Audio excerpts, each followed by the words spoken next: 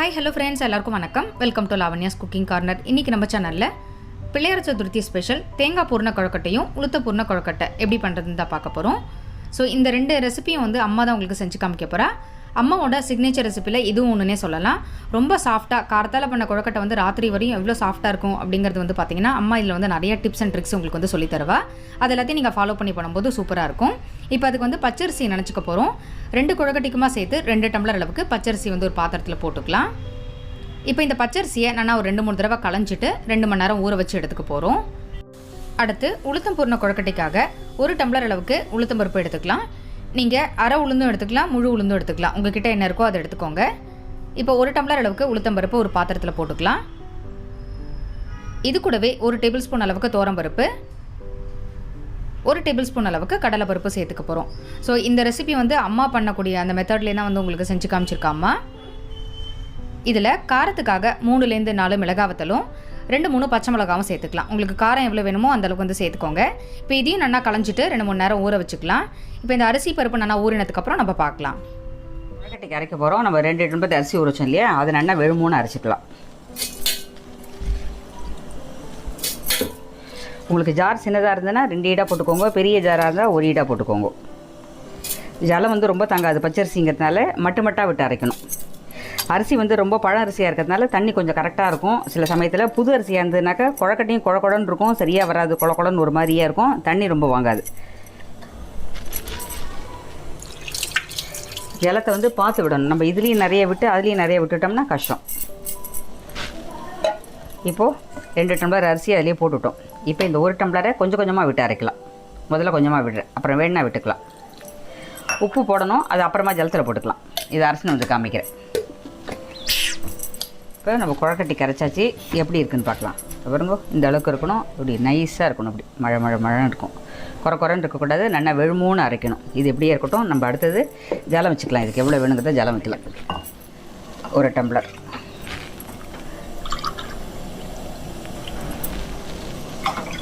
2 tumbler விட்டுருக்கேன். அதில் ஒரு 1/4 டம்ளர் எக்ஸ்ட்ரா விடு, அவ்வளோதான். இதுக்கு எண்ணெய் விடணும். நல்லெண்ணெய் விட்டுருக்கேன். எண்ணெய் 2 ஸ்பூன் எண்ணெய் விட்டுருக்கேன். அதில் கொஞ்சம் போகிற உப்பும் போடணும், துளிப்போரம். வெறுமே மாவு கலரக்கூடாது, துளிப்போரம் உப்பு போடலாம்.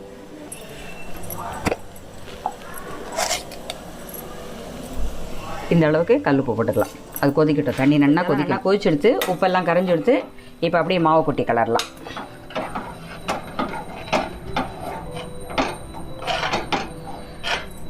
மாவை கொட்டினதுக்கப்புறமா கொஞ்சம் அடுப்பை சிம்மில் வைங்கோ. அதுக்கப்புறமா திரும்ப இன்னும் கொஞ்சம் இதில் ஜலம் விடணும். இதில்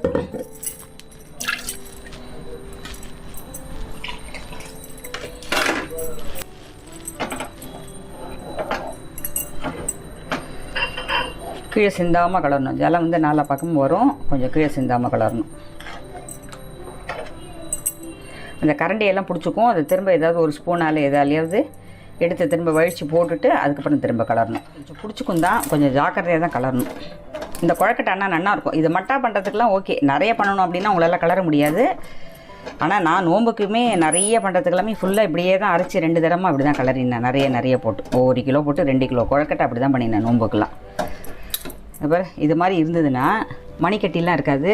ஆறிதுன்னா கிண்ணம் பண்ணுறதுக்கு சூப்பராக வருவார். ஒரு துளி கூட மணிக்கட்டி இல்லை, அப்படி ரப்பராட் இருக்குது பாரு, தெரியுதா?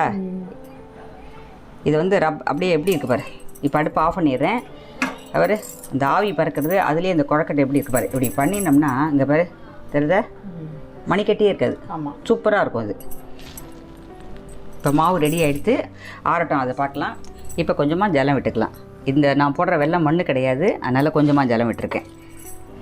இப்போது இதெல்லாம் 1 கப்பு தேங்காய் இருந்தது, நான் ஒரு 1/2 கப்புக்கு கொஞ்சம் கம்மியாக போட்டுருக்கேன் வெல்லம். இந்த அளவுக்கு போட்டுக்கலாம். வெல்லம் ஜாஸ்தியாக இருந்தாலும் ஓடிடும், அதனால் பார்த்துக்கோங்க. பாகு நிறைய இருக்கிற மாதிரி இருக்கும். இது கரெக்டாக இருக்கும். எனக்கு எப்போதுமே அந்த அப்படியே கண்திட்டமாக எங்கள் அம்மா மாதிரி அளவு அதுதான் தெரியும். அளவுங்கிறது இப்போ உங்களுக்காக மெஷர்மெண்ட்டுக்கு சொல்கிறேன். எனக்கு எப்போதுமே கண்டிட்ட அளவு தான் தெரியும். வெள்ளத்தில் மண் கிடையாது, அதனால் கொஞ்சம் கூட ஜலம் வைக்கணும். என்னென்னு கேட்டால் கம்மியாக வெல்லம் வச்சுருக்கோம். நம்ம ஜலத்தை கம்மியாக விட்டுட்டோம்னா ஓரத்துலலாம் இந்த ஜலம்லாம் சுண்டி போயிடும். அப்படியே டக்குன்னு பாகான மாதிரி ஆகிடும். வெல்லம் கரையாமல் கொஞ்சம் கூட வைக்கணும்.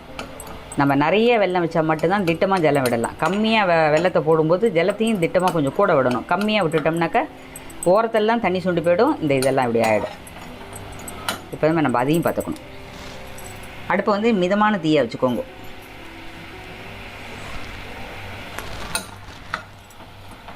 இல்லை, தேங்காய் எப்போதுமே மிக்சியில் வந்து அப்படியே நம்ம வந்து துருவின கையோடவே போடக்கூடாது. இதை வந்து ஒரு திருப்பிட்டு அப்புறமா தான் போடணும். அப்படியே போட்டோம்னாக்கா ஒரு மாதிரி திப்பியாக நிற்கும். தேங்காய் பார்க்கறதுக்கு நிறையா இருக்கும். நம்ம வந்து மிக்சியில் போட பார்த்து கொஞ்சம் கம்மியாகிடும். அது இருந்தாலுமே கூட கம்மியானாலுமே கூட இது மாதிரி இருந்தால் தான் பூனை நம்ம வைக்கும்போது ஒத்தாப்பில் இருக்கும். இல்லைன்னா அப்படியே ஒரு மாதிரி திப்பியாக நீளமாக இருக்கிற மாதிரி இருக்கும். அப்படியே அது ஒத்தாப்பில் வராது, உருட்டுறதுக்கு வராது. இந்த மாதிரி இருக்கும். இப்படி இருந்தால் சரியாக இருக்கும். இப்போ நமக்கு வெல்லம் கொஞ்சம் கரைஞ்சி, பாகு வந்து பதங்கள்லாம் கிடையாது. இது வந்து கொஞ்சம் வெல்லம் கரைஞ்சதுக்கப்புறம் இப்படி இதுக்கு மாதிரி ஆனதுக்கப்புறமா அப்படியே போட்டுக்கலாம். இது வெல்லம் கொஞ்சம் கரைஞ்சி இந்த வெள்ளம்லாம் திக்கானதுக்கப்புறமா அப்படியே போட்டுக்க வேண்டியதான்.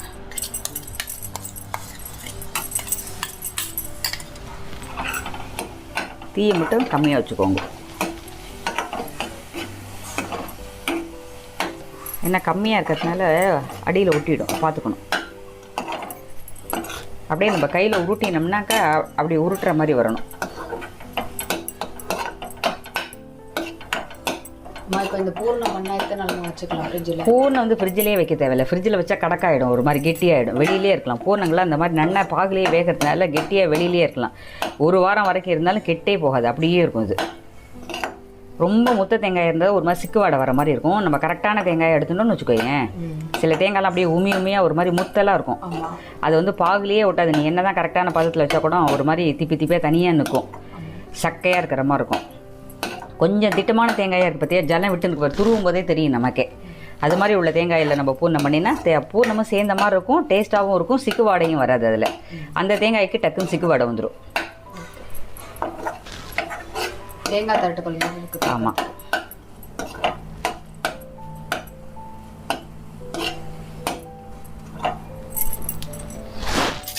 இப்போ ஒரு தேங்காய் நம்ம உடைச்சி தெரியும்னு வச்சுக்கோங்க, நிதானமான தேங்காய், அதுக்கு இப்போது எவ்வளோ வெல்லம் போடணும்? இப்போ வந்து ஒரு கப்பு, பெரிய கப்பால் ஒரு கப்பு வரும் தேங்காய் அப்படின்னா அரை கப்பு வெல்லம் போட்டுக்கலாம். ஒரு கப்பு அப்படின்னா அதில் அரை கப்பு போட்டுக்கிட்டா சரியாக இருக்கும் நமக்கு. அதிரசமாக இருந்தால் 3/4 கப்பு, பூரணமாக இருந்தால் அரை கப்பு, அவ்வளோதான் கணக்கு. அதுக்கு ஒரு கப்புங்கிறது தாராளமாக இருக்கும். ஆமாம், நீ எதால் போடுறியோ அதால். கப்பு சின்னதும் இருக்கும், தேங்காய் துருவல் வந்து இப்போ நல்லா அடர்த்தியான்னு இருக்குது பார்த்தியா அந்த தேங்காய், அது வந்து நல்லா தாராளமாக வரும். ஒரு பெரிய கப்பு வரும் நன்னா ஒரு தேங்காய்.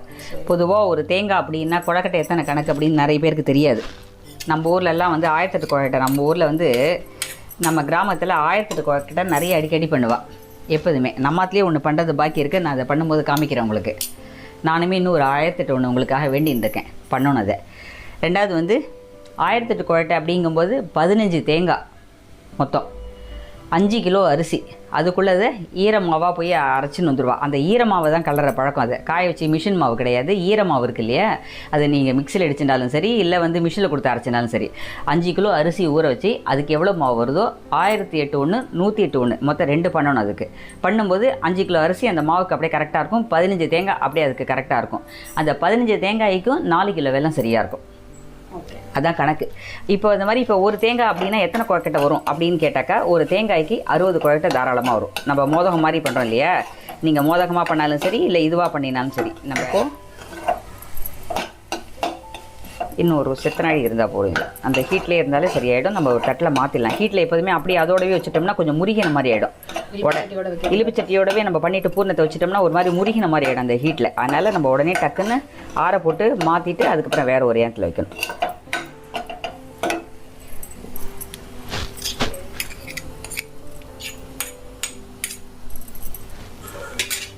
இப்போ நமக்கு பூர்ணம் ரெடி ஆகிடுத்து. அடுப்பை ஆஃப் பண்ணிடலாம். அது கொஞ்சம் சூடாகட்டும், அப்போ தான் நமக்கு எடுக்க முடியும். இப்போ கையில் எடுத்து காமிக்க முடியாது, கொஞ்சம் சூடாகட்டும்.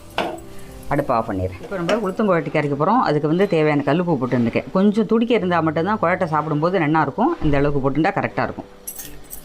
அது கூடவே வந்து நம்ம மிளகாயும் அதிலே போட்டுடலாம். போட்டுனா மட்டும்தான் சரியாக இருக்கும் நமக்கு.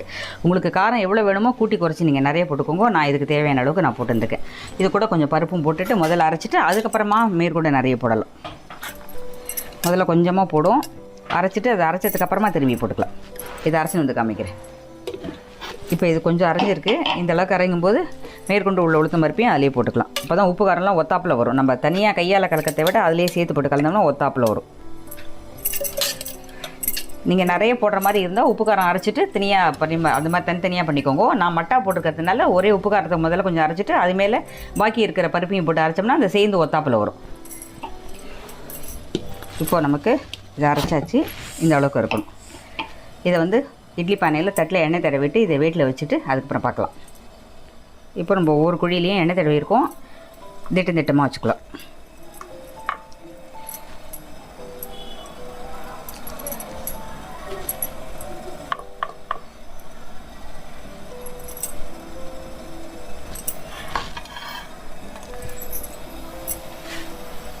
இது வேகட்டும், வெந்ததுக்கு அப்புறமா தான் உதுத்துட்டு தான் அதுக்கு அடுத்தது என்ன போடலாங்கிறத போடலாம். ஒருத்தர் இதை வந்து ஒருத்தர் ஒவ்வொரு மெத்தடில் பண்ணுவாள். இங்கே வந்து நம்ம பாட்டியத்து சைட்லலாம் இந்த மாதிரி உளுத்தம் போடணும்னு சொல்லிட்டு இப்படி தான் பண்ணுவாள். எங்கள் அம்மா பண்ணுறது வேறு மாதிரி இருக்கும், இங்கே பண்ணுறது வேறு மாதிரி இருக்கும். இது என்னம்மா, இது நல்லா ஒரு 10 நிமிஷம் வேகணும். இது உளுந்து ஒல்லியோ நல்லா 10 நிமிஷம் தாராளமாக வேகணும். அப்புறமா ஒரு தடவை நீ நம்ம பாட்டி பண்ணுறது பண்ணிக்காமமா. எங்கள் அம்மாவோட தானே பண்ணி காமிக்கிறேன். அது ஒரு டேஸ்ட் நல்லா தான் இருக்கும். அது நம்ம பாட்டி இந்த மெத்தடும் நல்லாயிருக்கும். ஆமாம், இது வந்து அப்பாவோட அம்மா பண்ணுற விதம். எங்கள் அம்மா பண்ணுற விதம் நான் அப்புறம் காமிக்கிறேன். அடியில் ஜலம் வச்சுருக்கோம், இதை வச்சுட்டு அடுத்த தட்டு வச்சு இது நல்லா 10 நிமிஷம் வேகணும் தாராளமாக. இப்போது உளுத்தங்குழட்டை வெந்திருக்கா பார்க்கலாம். நல்லா வெந்து போயிடுத்துது. உங்களுக்கு வந்து வெந்திருக்கா என்ன பார்க்கணும் அப்படின்னாக்கா, நம்ம வந்து சில பேர் என்ன பண்ணுவான்னா அதை குத்தி பார்ப்பாது, உள்ளுக்குள்ளே இறங்கணும். அப்படி இருக்கு இல்லையா, ஒட்டலை. ஆமாம், மாவாக இருந்தது அப்படின்னா அதில் அப்படியே அடியில் ஒட்டும். இதோ ஒட்டலை, இப்போ வெந்துடுது. இப்போ நம்ம எடுத்து தட்டை ஆற வச்சிடலாம் ஒன்று ஒன்றா. இது வந்து கொஞ்சம் ஆறட்டும். ஆறினதுக்கு அப்புறம் நல்லா உதுத்துக்கோங்க, கையால் உதுத்துட்டு அதுக்கப்புறமா தான் நம்ம தாளிச்சு கொட்டணும். நல்லா கையால் உதுத்துட்டு அதுக்கப்புறம் பண்ணுங்க. நான் உதுத்துட்டு அப்புறம் காமிக்கிறேன். நம்ம அந்த இது உசில்ச்சி வச்சுருக்கோம் இல்லையா, இதை வந்து நம்ம பண்ண போகிறோம். இப்போ இதுக்கு வந்து நல்லா ஒரு 4 ஸ்பூன் எண்ணெய் விட்டுக்கணும். ஏன்னா அது உளுந்து குழட்டையாக இருக்கிறதுனால அப்படியே ஒரு மாதிரி பிடிச்சிக்கும். அதனால் கொஞ்சம் தாராளமாக எண்ணெய் விட்டுக்கோங்க. இது ரொம்ப நாள் பெரட்டணுங்கிறது கிடையாது. இப்போ தேங்காய் நிறைஞ்சிருக்கிறதுனால நான் இதில் இப்போ தேங்காய் சேர்க்கலை. நீங்கள் தேங்காய் போட்டுக்கோங்க, தேங்காய் போட்டால் மட்டும்தான் நல்லாயிருக்கும். அதில் இது வந்து கடுகு வந்து 1/2 டீஸ்பூன் கடுகு போட்டிருக்கேன். கடுகு வெடிச்சுடுத்து இப்போ பெருங்காயம் போடலாம். பெருங்காயம் வந்து எண்ணெயில் போட்டுக்கோங்க, அப்போ தான் நல்லாயிருக்கும். அடுத்தது கொஞ்சம் பூரா மஞ்சப்பொடியும் சேர்த்துக்கணும். அதில் நீங்கள் அதில் கருவேப்பிலையும் தேங்காயும் சேர்த்துக்கோங்க. இதில் இந்த மஞ்சப்பொடி போட்டிருக்கேன். இந்த மஞ்சப்பொடி போட்டுட்டு இது கொஞ்சம் அப்படி பண்ணிவிட்டு அதுக்கப்புறமா அதில் அள்ளி அப்படி அதில் போட்டலாம். அதில் தேங்காய் எண்ணெயிலே போடணுமா? தேங்காய் வந்து மேலே போடணும். இதுக்கு தேங்காய் வந்து எண்ணெயில் போட வேண்டாம், இதுக்கு மேலே போடணும். கருவேப்பிலை மட்டும்தான் எண்ணெயில் போடணும். அதை கருவேப்பிலை போட்டுக்கோங்க. தேங்காய் வந்து உங்களுக்கு எவ்வளோ வேணுமோ போட்டுக்கோங்க. இப்போ நான் போட்டிருக்க அளவுக்கு ஒரு 1/2 தேங்காய் மூடி அளவுக்கு இருந்தாக்கா இது கரெக்டாக இருக்கும். இதுக்கு இந்த உசிலிக்கு அந்த அளவுக்கு இருந்தால் சரியாக இருக்கும். அதுக்கு இது வந்து ரொம்ப நாளை கலரணுங்கிறது கிடையாது. இது சும்மா எல்லாம் ஒன்று சேர்த்தா போகிறோம். இதில் கொஞ்சம் போகிற எலுமிச்சம்பழம் துளி புழியணும். ரொம்ப வேண்டாம், ஒரு 1/2 மூடி புழிஞ்சால் போகிறோம். அப்போ தான் நல்லாயிருக்கும். அதை வந்து கீழே இறக்கி வச்சுட்டு அப்புறமா புழிஞ்சிட்டு கலரணும். அதை எப்போதுமே சூட்டில் கலர்னாக்கா கொஞ்சம் எலுமிச்சம்பழம் காசுக்குன்னு சொல்லுவாள். அதனால் இதை நம்ம இறக்கி வச்சுட்டு அதுக்கப்புறமா அதில் போட்டு கலந்துக்கலாம். இப்போ அடுப்பை ஆஃப் பண்ணிடலாம். இப்போ எலுமிச்சம்பழம் புழியலாம். அடுப்பை ஆஃப் பண்ணிவிட்டு இது இழுப்பு சட்டி கீழே இறக்கி வச்சுட்டு அதுக்கப்புறம் நம்ம புழிஞ்சிக்கலாம். மேலே இந்த எலுமிச்சம்பழம் 1/2 மூடி இருக்கு இல்லையா, இதில் வேற உதுத்துட்டேன். இந்த வேற இல்லாமல் புழிஞ்சிக்கோங்க. இதில் வேற கிடையாது, அப்படி புழிஞ்சிக்கலாம்.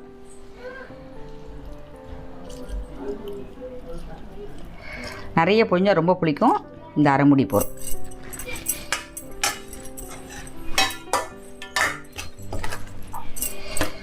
நல்லா 4 பக்கம் கலந்துக்கோங்க. ஏன்னா ஒரு பக்கம் புளிக்கும்.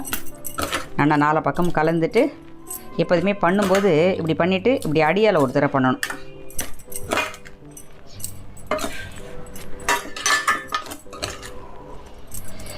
இப்போது மாவு வந்து நம்ம கையால் இப்படி திறச்சிக்கணும். மாவு எடுத்து நல்லா பிசைஞ்சிட்டு கையால் வந்து இது இப்படி எடுத்து இப்படி மணிக்கட்டி இல்லாமல் திரும்ப எண்ணெயை தொட்டுண்டு இப்படி பண்ணணும். அப்போ தான் நமக்கு கிண்ணை வந்து ஓட்டி பண்ணுறதுக்கு சௌரியமாக இருக்கும். இந்த அளவுக்கு பூரம் இப்படி உருட்டி வச்சுருக்கேன். இப்படி பூரணும் இந்த அளவுக்கு உருட்டி வச்சுருக்கேன். நான் வந்து மோதகமாக தான் பண்ணுவேன். அதனால் அதுக்கு தகுந்த மாதிரி அப்படி போட்டுக்கோங்க. இப்படி இருக்கு இல்லையா, அப்படி பண்ணணும். இப்படி பண்ணிவிட்டு கீழே எண்ணெய் சிந்தும், அது ஒரு தட்டுக்குள்ளே அப்படி வச்சுக்கோங்க. இப்படி வச்சுக்கணும். இப்படி வச்சுட்டு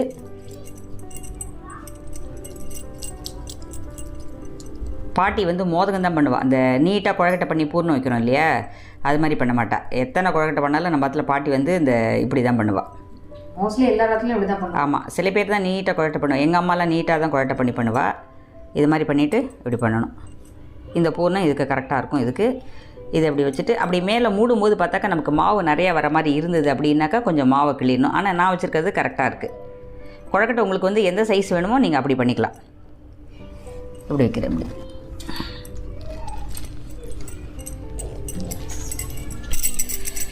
பூரணமும் அதையும் உருட்டி போடணும். இந்த மாவையும் இந்த மாதிரி திரைச்சிட்டு இப்படி கிள்ளி போட்டுக்கணும்.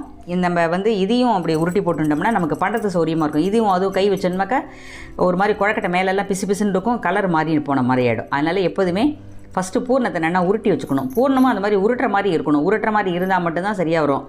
ஸ்பூனால் வைக்கிற மாதிரி இருந்ததுன்னா சரி வராது. இப்போ நம்ம நீட்டு வாட்டத்தில் வச்சு குழக்கட்டை பண்ணுறோம் அப்படின்னா இன்னும் கொஞ்சம் மாவு பெருசாக வேணும், நீட்டாக வேணும். நம்ம பாட்டி என்ன பண்ணுறாலோ அதுதான் நான் பண்ணுறேன்.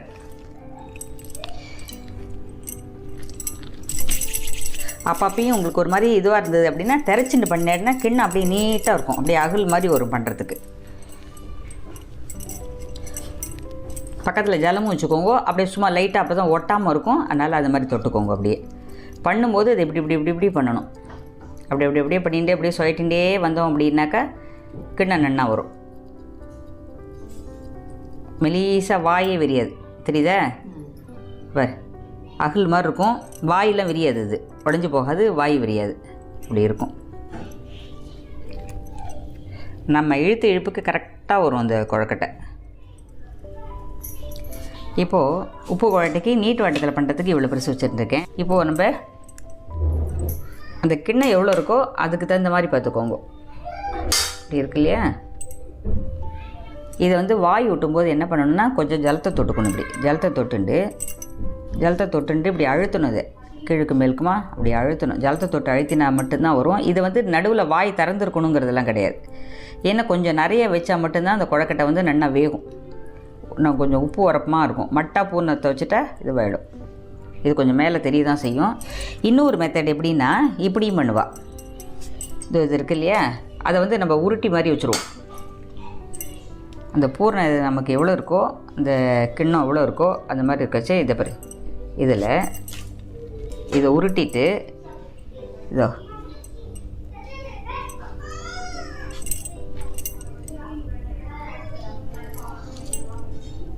அது பூர்ணம் வெளில தெரியும், அது தப்பு இல்லை. இது மாதிரி ஒன்று